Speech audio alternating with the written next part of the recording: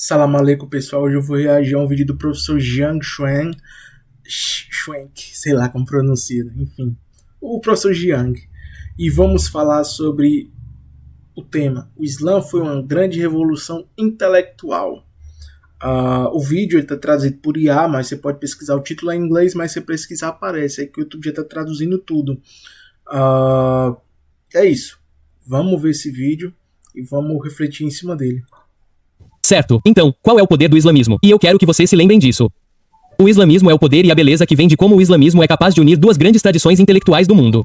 A primeira é o paganismo, certo? Lembra dos vikings? Os vikings contavam histórias, eles ensinavam rituais. E, portanto, havia uma intimidade, concretude e interconexão com o paganismo que nos fazia sentir felizes e bem. Certo? Isso nos fazia entender o mundo. Isso nos fazia sentir como se pudéssemos influenciar o mundo. Esse é o poder do paganismo. Mas o islamismo está fazendo a mesma coisa ao tornar Deus concreto. Certo? Você pode sentir Deus. Deus está em todo lugar. Ele sabe de tudo. Mas o que o islamismo também está fazendo é ver a simplicidade, clareza e a absolutude do monismo. Certo? O monismo é legal porque com o monismo tudo se torna claro. O monismo que ele fala é o monoteísmo, né? Que a dublagem tá meio... para você, certo? Certo, há um Deus, portanto, eu só tenho que segui-lo. Eu só tenho que acreditar nele. Há 1 milhão de deuses no paganismo. E assim, não está claro o que você deve fazer ou como você deve se relacionar com esse 1 milhão de deuses. Mas aqui no meu leísmo, a relação entre Deus e você é muito, muito clara. Certo? Então, em outras palavras, o Islã é uma grande revolução intelectual na história humana e nós esquecemos disso porque Lembrando que ele não é religioso, esse cara, até onde eu sei, pelo menos não do Islã. Mas ele é um cara que vem, sim, fazendo um conteúdo muito interessante sobre a religião. A ideia do Islã se incorporou à própria modernidade. Certo? Isso faz sentido? Tudo bem. Então, o que eu vou mostrar a vocês no decorrer deste semestre é que o Islã é realmente a protomodernidade. Quando dizemos que a modernidade começou na Europa, esquecemos que o Islã realmente construiu a base para a modernidade. Certo? Tudo bem. Então, o cumprimento da lei e dos profetas é completar a história na Bíblia. É levar Deus ao povo. Agora você pode tocar em Deus. Agora você pode conhecer Deus. Esse é o começo da ideia do protestantismo, certo? E criar o céu na terra. E essa é a ideia da ciência. Porque usamos a ciência para tornar o mundo melhor. Porque Deus quer que tornemos o mundo melhor. Certo? Portanto, muitas das ideias que sustentarão a modernidade, de que Deus pode estar em nós e que Deus espera que tornemos o mundo melhor, já estavam presentes nos primórdios do islamismo e é por isso que teremos a Era de Ouro Islâmica. Porque eles são impulsionados por sua devoção ao único Deus verdadeiro. Tudo bem, agora que concluímos os 3 mistérios, vamos voltar. Exatamente, cara. Muita gente acha que o protestantismo ele deu um ar de novidade no sentido até de sociedade moderna mesmo. O Islã é muito mais antigo e fez muito mais até pela ciência. As 3 perguntas originais. A primeira pergunta é por que o islamismo entrou em sua era de ouro e a Europa cristã em sua era das trevas. A segunda pergunta é por que a era de ouro islâmica terminou. A terceira pergunta é como a Europa cristã superou o mundo muçulmano. Ok, para responder a essas 3 perguntas, tudo o que precisamos fazer é comparar e contrastar essas 3 principais religiões juntas: judaísmo, cristianismo e islamismo. Tudo bem. Todas as religiões têm pontos fortes e fracos. Então, vamos comparar e contrastar rapidamente essas 3 principais religiões para ver por que elas prosperam em um determinado contexto histórico. O judaísmo, a Bíblia, é uma obra literária maravilhosa. Tem uma história muito rica que remonta a 1000 anos, certo? Então, os judeus foram os primeiros a ter uma história completa de si mesmos. Há belas histórias na Bíblia que ainda inspiram hoje. As histórias de Adão e Eva, as histórias dos patriarcas, a história de Moisés, elas ainda nos inspiram hoje e nos inspiram a criar uma ótima literatura. E então você tem uma cultura literária. Então, esperava-se que os judeus fossem o povo do livro. Esperava-se que eles fossem alfabetizados para praticar sua religião, certo? E isso nos ajuda a entender por que os judeus são tão dominantes na academia, nas universidades, na mídia, na cultura e na profissão jurídica. Certo? Porque eles são o povo do livro. Eles têm um tremendo respeito pelo aprendizado e pela alfabetização. Certo? Dito isso, há certos problemas com a tradição. O primeiro é que ela é contraditória. Quando você lê a Bíblia, ela está sempre se contradizendo, certo? É quase esquizofrênico. Pode-se dizer que é muito difícil escolher uma mensagem definitiva da Bíblia. E é por isso que a antiga tradição chamada Torá é muito mais importante, certo? E então os judeus têm que ir à sinagoga o tempo todo, onde o rabino explica a eles o significado da Bíblia porque, se você ler... Isso é verdade. Essa questão da contradição. Até a definição do que seria igreja, do que seria local de adoração, porque veja, a gente tem igreja protestante aí. O que acontecia no tempo de Jesus? Mesmo ele combatendo a hipocrisia, mas ele mesmo falou que não veio acabar com a lei de Moisés. O que acontecia com os falsos religiosos? Pena de morte. Jesus foi condenado à pena de morte por ele ser visto como um falso religioso dentro da visão bíblica, né? Para quem acredita que ele foi crucificado. Então, assim, já mostra que hoje ter muito cara fazendo isso já é contraditório por si só, porque é uma igreja de cada esquina, cada um faz sua teologia, cada um pode dizer, eu tava vendo o pastor Tupirani, ele fala do Islã e tal, eu levo muito meme aquele cara, mas ele fala do profeta Maomé, ele fica a besta Maomé, falando essas besteiras, né, chama de besta, e que besta é ele, né, e Ele depois diz que fala com anjo, ele diz que... Tá entendendo? Ele é um cara que ele queria ser um Muhammad, ele queria ser um suposto, né, Paulo, que foi um suposto homem que teve contato com Jesus. Então, assim, ele fala, mas ele tem uma inveja ou uma esquizofrenia, e dentro desse ponto, ele diz que ele é o único homem que tem Deus, né? Então, cada um diz, a Igreja Católica uma coisa, diz outra, não consegue nem coexistir ideologicamente numa visão parecida. No Islã tem o xiita, tem o sunita, mas é até parecido, a gente consegue, eu consigo ir numa mesquita sunita, xiita e conseguir orar sem ver muita diferença. Agora na Igreja Católica Evangélica não, tem os santos, tem o local, tem o líder religioso, tem a forma que é pregar, tem os versos bíblicos que são escolhidos a dedo. Então, assim, existe toda uma esquematização da parada que, os caras hoje evangélicos são a favor de Israel. O Martin Lutero, o cara dizia para queimar a sinagoga. Então você tira daí. Sozinho, é quase impossível entender, certo? O segundo problema é o Deus deles, Javé. Ele é muito problemático. Ele é extremamente problemático, como sabemos no semestre passado, quando olhamos para a Bíblia. Ele não parece saber o que está fazendo e é muito, muito violento, certo? Ele frequentemente ordena aos israelitas que matem todos os seus inimigos, certo? Então, ele é um Deus muito problemático. Exatamente, é isso que eu digo. Os caras reclamam do Hamas, mas o Hamas faz a mesma coisa que Moisés fez lá na Bíblia, viu? Dos 3.000 caras. 7 de outubro foi um terço do que foi aquele episódio do bezerro de ouro segundo a Bíblia, não segundo o Alcorão. No segundo o Alcorão não teve os 3.000 que foram, né? Mas segundo a Bíblia teve, então imagine daí. O terceiro grande problema na tradição é fé versus história. Se você acredita que é o povo escolhido, se acredita que Javé é o único Deus verdadeiro, então por que está sendo perseguido o tempo todo? Certo, porque os romanos conseguiram expulsá-lo de Jerusalém e incendiar seu templo, que é a casa de Deus. Por que você está sem teto? Por que você não tem uma pátria? Certo, e isso vem acontecendo há milhares de anos. E não há uma explicação fácil para nenhum desses problemas. Certo? Então, dentro da fé judaica, há muito conflito, debate e dúvida.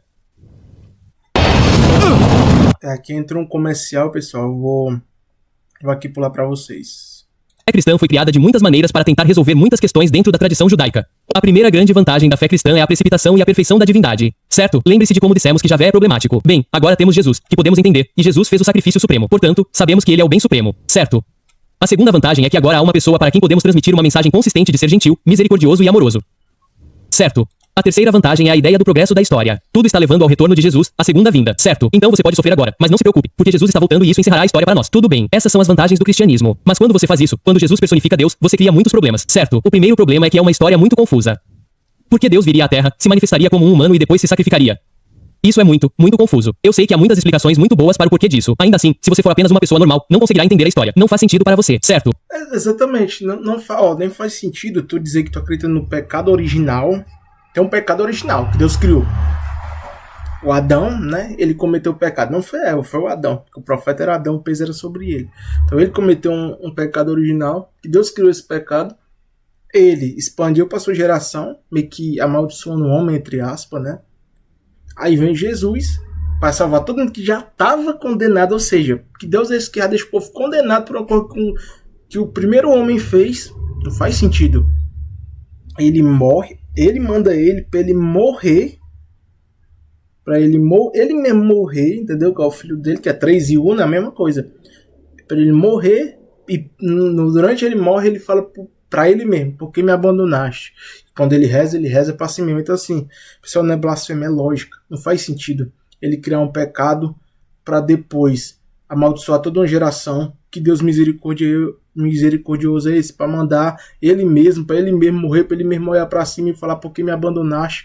Falando para ele mesmo em cima, entendeu? Para rezar para ele mesmo, para falar que o pai é maior do que ele, e o pessoal não interpretar, porque assim, o pessoal fala que Jesus fala em parábola, mas nessa hora que ele disse que o pai é maior do que ele, né, que é uma coisa assim explícita, ou tem o fato de chamar de pai, para dizer que é pai, filho e Espírito Santo, não é uma parábola, né? Então é muito complicado, pessoal, muito complicado. Então, enfim. O segundo é que é contraintuitivo. Muitas das ideias do cristianismo são simplesmente contraintuitivas. A Santíssima Trindade deve ser a ideia mais estranha na religião, onde Deus, o Espírito Santo e Jesus são separados, mas iguais. Não faz sentido intuitivo para ninguém. O terceiro é a divindade distante. Certo, Deus está em algum lugar. Você não sabe onde. Não pode falar com ele. Você não consegue vê-lo. Você não tem ideia de onde ele está. Certo, é uma divindade muito distante. E essas são as desvantagens do cristianismo. E o islamismo agora faz sentido porque está tentando remediar e retificar essas falhas do cristianismo. Certo, a primeira é que ele pega a tradição judaica e a tradição cristã e as torna parte de si mesmo. É isso, é consertar o erro que fizeram pra trás, a cagada. Certo. Então é realmente a continuação e a perfeição da tradição. Se houvesse assertividade do povo, não de Jesus, Jesus não errou, foi o povo que mentiu e errou em nome dele. Ele não precisaria nem ter existido ali, entendeu? Naquele contexto. Judaico-cristã. A segunda é a ausência de Deus. Certo. Sempre vem um profeta, tanto pro povo que não era avisado, quanto para corrigir as cagadas das pessoas que mentiram em nome deles. Este agora é o... Como dizer, por exemplo, que o rei Davi ficou com a mulher do outro cara e botou o cara pra morrer. Isso é mentira, cara. Você acha que Deus vai escolher um cara que comete um erro desse? Sabe, assim, você botar que o homem é a imagem e semelhança de Deus, escolher o profeta, que é o melhor entre seu povo, pra botar como um cara pecador de um pecado assim que, dentro da própria lei, é pena de morte, assim, você tá insultando Deus que você acredita, na moral. É o verdadeiro monarquismo, onde Deus está em todo lugar e você pode vê-lo. Mas se Deus está em todo lugar, então o que é surpreendente é que agora você pode que Deus possa entrar em você por meio de sua fé, de sua devoção e de sua prática. Certo? E o que isso significa é que agora você sabe como se comportar no mundo. Há uma clareza de propósito e ação. Você sabe que, contanto que faça essas 5 coisas, esses 5 pilares... Inclusive, existem pesquisas que dizem que os muçulmanos são o povo mais feliz do mundo.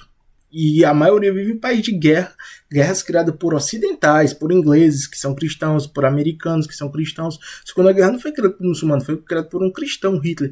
Agora você vai questionar se esse cara era cristão de verdade. Eu não acredito. Mas quando acontece um estupro na Europa, que você vai dizer foi um muçulmano, sendo que o cara não pode nem tocar na mão da mulher, mas nessas horas ele né? Ele entra na porcentagem ali. Então, se aí for assim, a gente pode também Hitler como um cristão representante do islamismo, sua vida será boa. Deus está em você. E isso lhe dá força, propósito e poder. Certo? E são essas ideias que darão início à Era de Ouro Islâmica e permitirão que o islamismo ultrapasse todos. Certo? O problema é que é muito simples e claro.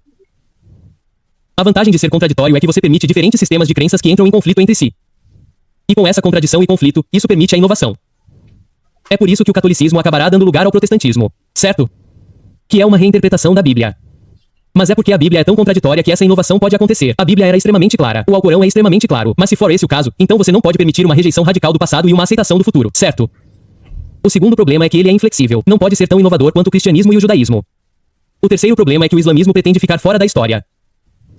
Certo, o judaísmo deve estar dentro da história. O cristianismo também está dentro da história. Mas o islamismo é eterno. Quando você lê o Alcorão, ele deve ser as palavras eternas. Essas palavras são sempre verdadeiras. Mas então Exatamente. Quando você lê a Bíblia, você sabe porque o contexto da época? Não. O Corão ele é eterno. Ele é o começo, meio e o fim. Entendeu? Porque é a voz, é a palavra. É a boca do alfa e do ômega, entendeu? O problema é como você interpreta suas ações através das lentes da história e como você melhora sua sociedade com base nessa interpretação. É a palavra do eterno. Tudo bem. Então, no começo, os próprios aspectos, os próprios pontos fortes do Islã darão origem a um tremendo período de criatividade. Mas com...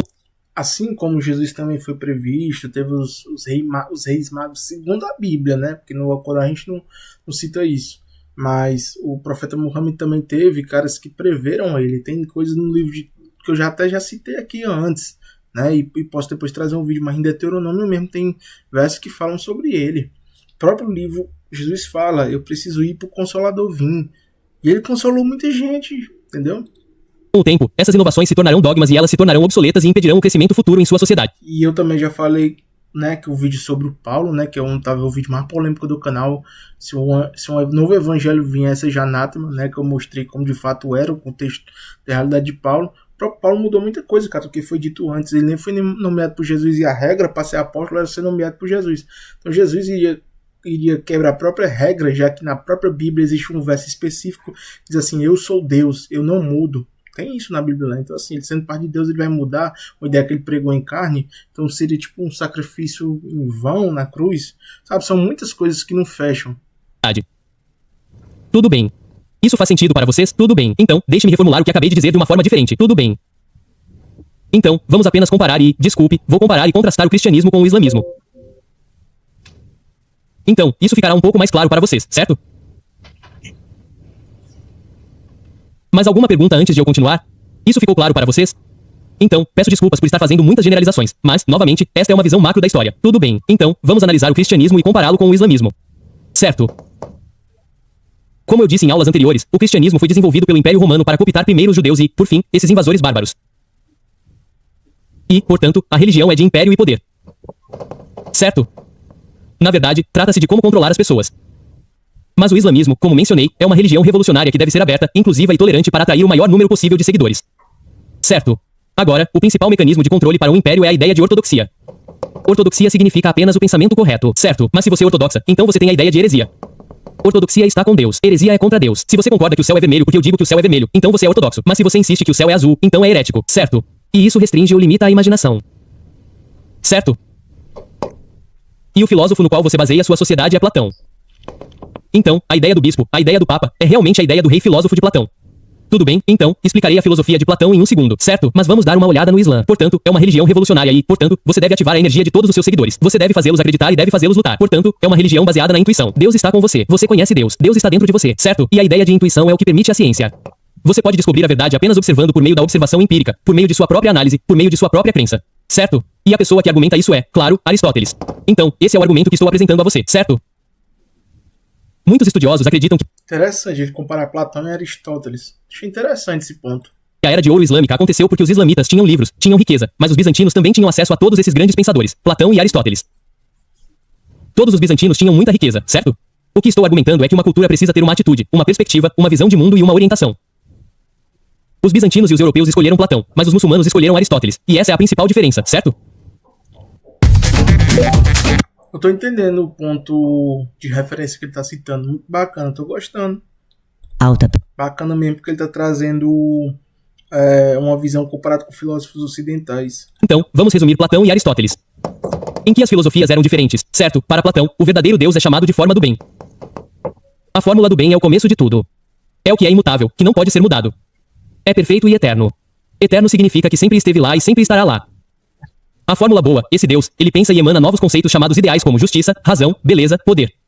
Certo? E esses ideais se manifestarão em formas perfeitas. Certo? Como um cavalo perfeito, a mulher perfeita, certo? Podemos dizer que isso é apenas o céu. Vivemos em algo chamado mundo das sombras, que é apenas uma imitação do céu, mas é uma imitação ruim, então, tudo é péssimo, certo? Então, por exemplo, se você cair e quebrar a perna, dói porque vivemos em um mundo de sombras. Então, nessa concepção do universo, o que estamos tentando fazer é retornar à forma do bem. E para Platão, ele argumenta que você pode fazer isso por meio da matemática e da geometria porque a matemática é o que mais se parece com a forma do bem. Ela é imutável, perfeita e eterna. Então, ao estudar matemática e geometria, você é capaz de ascender de volta à forma do bem. Mas adivinhe? Agostinho pegará Platão e o adaptará à fé cristã. Certo? Porque como você deixa este mundo? Não pecando. Tendo fé. Se você fizer isso, então você tem permissão para ir para o céu. Certo? Então, no entendimento platônico agostiniano, nós neste mundo só temos que não cometer erros. Então não faça nada, certo? Não faça nada e você estará bem. Aristóteles tem uma concepção diferente do universo. Ele acredita que a fórmula do bem é chamada de motor principal. Certo? Deus é o motor principal. Então Deus é a primeira coisa que age e move as coisas. Certo? E quando ele faz isso, quando ele cria movimento, outras coisas começam a acontecer também. Certo? Então, estamos constantemente nos movendo. Para onde estamos indo é em busca da verdade e isso se chama talos. Talos significa propósito. Então, cada um de nós, por natureza, tem um propósito. Se você é um soldado, seu propósito é ser o melhor guerreiro. Se você é um matemático, seu propósito é ser o melhor matemático. Certo? E essa é a ideia da verdade. Para cumprir seu propósito, você deve estar constantemente agindo. Certo? A beleza dessa ideia de movimento é que agora você pode estudá-la por meio de observação empírica. Você pode observar as coisas e então começar a entender sua natureza. E isso dá origem à ideia de ciência. Cara, isso é incrível. Eu nunca tinha visto por essa perspectiva. Incrível mesmo. Certo. Certo. Então, o mundo muçulmano tinha uma perspectiva decididamente aristocrática, enquanto o mundo europeu tinha uma perspectiva platônica. Agora, a grande coisa sobre a história, a grande coisa sobre a civilização é que o que vai acontecer é que os europeus aprenderão com os muçulmanos. Eles copiarão os muçulmanos, certo? Eles trarão de volta Aristóteles. Eles trarão de volta a ciência. E eles trarão de volta a intuição. Tudo bem? E eles farão isso por meio de 3 grandes eventos. O primeiro é o Renascimento, onde eles trazem de volta Aristóteles. O segundo é a Reforma Protestante, onde eles trarão de volta Deus. Lembre-se da religião católica, Deus é indiferente. Deus só pode ser compreendido por meio do Papa ou do Padre. Certo? Mas a religião Isso é um detalhe bem interessante. Naquela época eram só os escolhidos mesmo. protestante não. Deus está conosco. Deus está em nós. Não é à toa que vê essa treta com a sola escritura, né, dos protestantes. Por meio de suas ações, você pode ganhar o favor de Deus, certo? O último é a ciência, certo? A revolução científica. E esses são os 3 principais eventos que nos darão a modernidade. Certo, mas adivinhe? Os europeus estão apenas imitando os muçulmanos. Mas isso é muito importante. Eles vão melhorar os muçulmanos. Certo. Então, o problema com a ciência é que, sim, no começo você terá todas essas descobertas, mas essa inovação acabará levando a algo chamado dogma, certo? E então, o que você precisa fazer é criar instituições para destruir o dogma. E é isso que os europeus farão. E essa ideia de que o dogma pode ser destruído por meio de discussão, debate e análise é o que se tornará a base da revolução, que criará o mundo moderno em que vivemos hoje. Certo. Que aí é onde cometem muitos erros, né? Então, abordaremos todos esses 3 principais movimentos em aulas futuras. Mas lembre-se de que é a Era de Ouro Islâmica que inspirará os europeus a fazer todas essas três coisas, o que, por sua vez, criará o mundo moderno em que vivemos hoje. Certo, e é por isso que acredito que a Idade de Ouro Islâmica é realmente a ideia da protomodernidade da história humana. Tudo bem, esse é o meu argumento para você. Interessante o vídeo. Ele traz uma visão não religiosa da coisa, mas para mim o vídeo não perdeu a qualidade, embora ele diga, né, que os europeus superaram o Islã nesse sentido de modernidade. Mas eu compreendo seu ponto e até respeito também. Não sou obrigado necessariamente a concordar 100%, mas é bem interessante. Um ótimo vídeo.